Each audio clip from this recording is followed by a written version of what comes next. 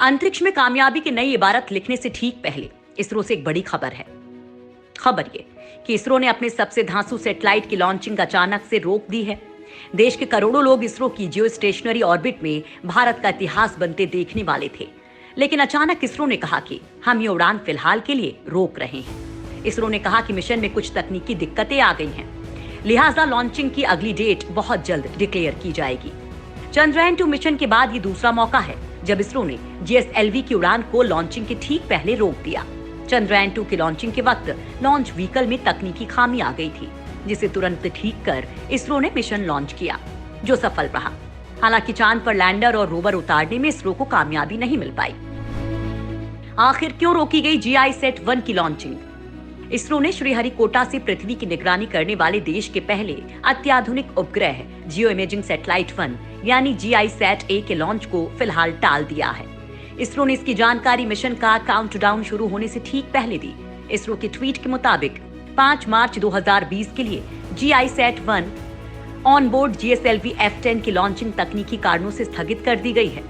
नियत समय में संशोधित लॉन्च की तारीख की सूचना दी जाएगी। हालांकि इसरो ने फिलहाल ये नहीं बताया कि तकनीकी दिक्कत क्या आई है, लेकिन इसरो के पूर्व वैज्ञानिकों के मुताबिक ये चंद्रयान 2 के लॉन्च व्हीकल में आई दिक्कत जैसी है। उस वक्त यान में प्रेशर लीक हो रहा था, जिसे बहुत जल्द ठीक कर लिया जाएगा। अगर ये दिक्कत ठीक नहीं होती है तो लॉन्च व्हीकल रास्ते में किसी बम के गोले में तब्दील हो सकता है और पूरा मिशन फेल हो जाता है, जिसमें करोड़ों रुपए लगे होते हैं। क्या है GISAT-1 की खासियत?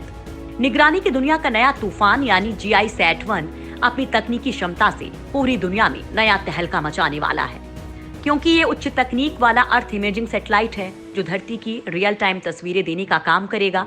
इसरो के मुताबिक यह अत्याधुनिक सैटेलाइट 2275 किलोग्राम का है, जिसे आप रियल टाइम ट्रैकिंग का शहंशाह कह सकते हैं।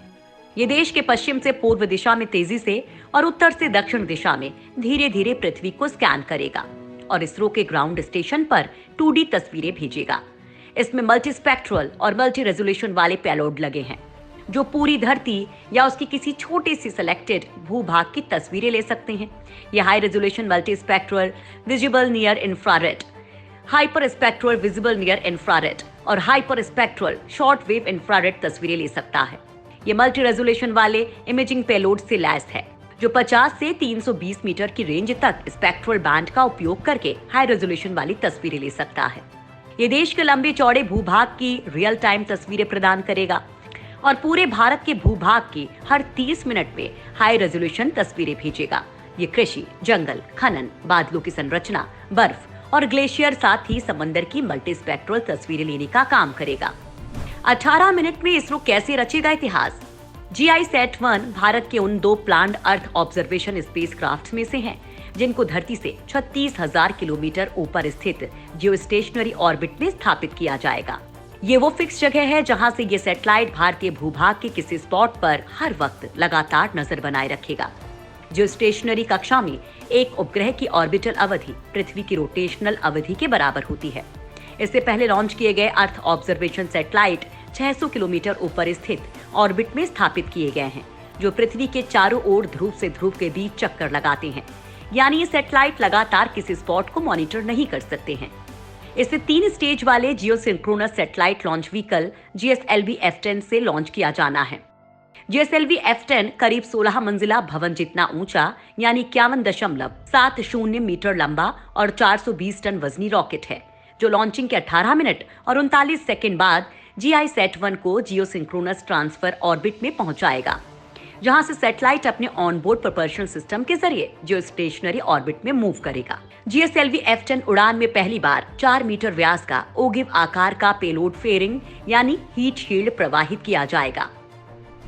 देश को ऐसे सैटेलाइट की क्यों है बेहद जरूरत?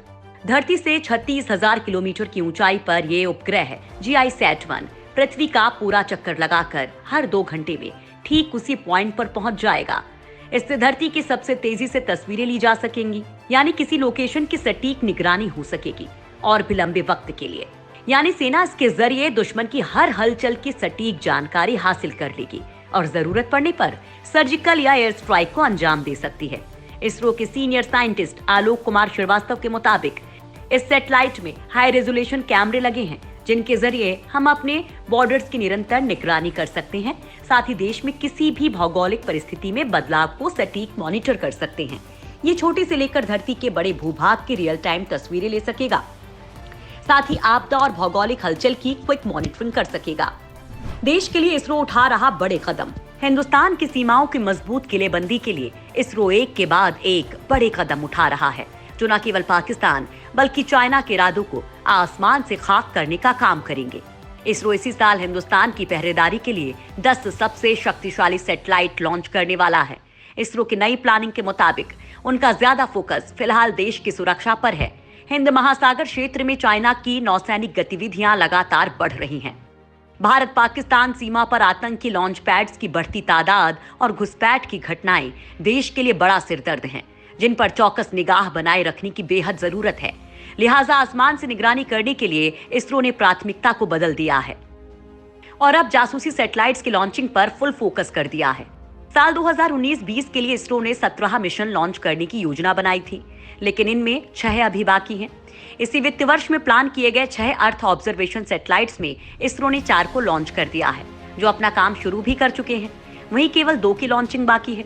वैसे आपको बता दें कि साल 2019 की 6 और साल 2020 के 10 जासूसी उपग्रहों से ही इसरो का अभियान रुकने वाला नहीं है, बल्कि इसरो ने इससे भी बड़ा प्लान बनाया है। अंतरिक्ष एजेंसी साल 2021-22 में ऐसे 8 और उपग्रह लॉन्च करेगा। इसरो की धांसू प्लानिंग उड़ाएगी दुनिया की नींद। इसरो अंतरिक्ष में सुपर हाई रेजोल्यूशन इमेज भेजने वाले सैटेलाइट्स की पूरी सीरीज ही भेज रहा है। अंतरिक्ष में भेजे जाने वाले निगरानी उपग्रहों में बेहद advanced radar imaging satellite RISAT-2BR2, RISAT-1A और RISAT-2A शामिल हैं, जिनमें उच्च चपलता वाला x band synthetic aperture radar लगा है। इसरो के दूसरे अर्थ इमेजिंग सैटेलाइट्स में OceanSat-3 और RISORSat-3, RISORSat-3A, RISORSat-3SA शामिल हैं। रिसैट सीरीज वाले उपग्रह हर तरह के मौसम में दिन और रात यानी 24 घंटे अंतरिक्ष में हाई रेजोल्यूशन वाली तस्वीरें ले सकते हैं, जिससे देश की सीमाओं पर नजर रखना आसान हो जाएगा।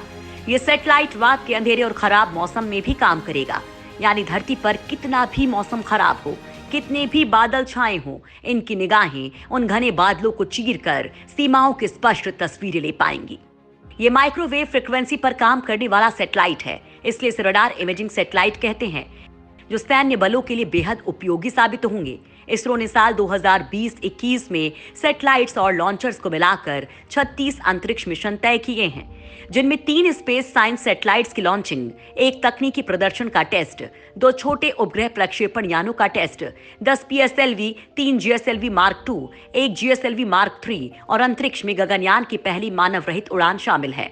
इसरो हाई रेजोल्यूशन वाले सैटेलाइट्स यानी कि HRSAT की नई सीरीज शुरू करने की योजना बना रहा है, जिसमें 3 सैटेलाइट एक साथ एक ही PSLV के जरिए लॉन्च किए जाएंगे और तीनों एक नक्षत्र के रूप में काम करेंगे।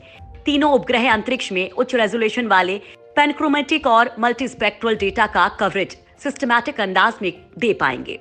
ये सैटेलाइट धरती के 15 किलोमीटर एरिया की 1 मीटर से ज्यादा रेजोल्यूशन वाली तस्वीरें लेंगे, यानी आप 1 मीटर की दूरी पर रखी 2 वस्तुओं को क्लियर तौर पर पहचान सकते हैं। ये तस्वीरें बेहद शानदार मानचित्र बनाने में काम आएंगी। इसरो की तकनीक से भारत को ऐसे होगा फायदा। भारत निगरानी को मजबूत करने के लिए हाई थ्रूपुट कम्युनिकेशन सैटेलाइट पर जोर दे रहा है। हाई थ्रूपुट सैटेलाइट बेहद खास और एक अलग ही कैटेगरी के सैटेलाइट होते हैं, जिनमें डेटा ट्रांसफर की तकनीक बहुत उच्च लेवल की होती है। मसलन इनके जरिए हर सेकंड 100 गीगाबाइट से ज्यादा की ब्रॉडबैंड कनेक्टिविटी मिल सकती है। इसके जरिए न केवल हवाई जहाज बल्कि समुद्री जहाजों में भी मोबाइल और इंटरनेट की सुविधा मिल पाएगी। ये उपग्रह भारत की मुख्य भूमि और आसपास के द्वीपों पर मल्टी स्पॉट बीम कवरेज प्रदान करने के लिए हैं। ये बेहद एडवांस सैटेलाइट हैं, क्योंकि ये कई स्पॉट बीम का इस्तेमाल करते हैं। स्पॉट बीम एक खास तरह का ट्रांसपोंडर है जो हाई लेवल की फ्रिक्वेंसी पर काम करता है, जिससे इंटरनेट की स्पीड में कोई कमी नहीं आती है। ये सैटेलाइट इतना बड़ा है कि प्रत्येक सोलर पैनल 4 मीटर से ज्यादा लंबे हैं, जो कि एक बड़े रूम के बराबर हैं।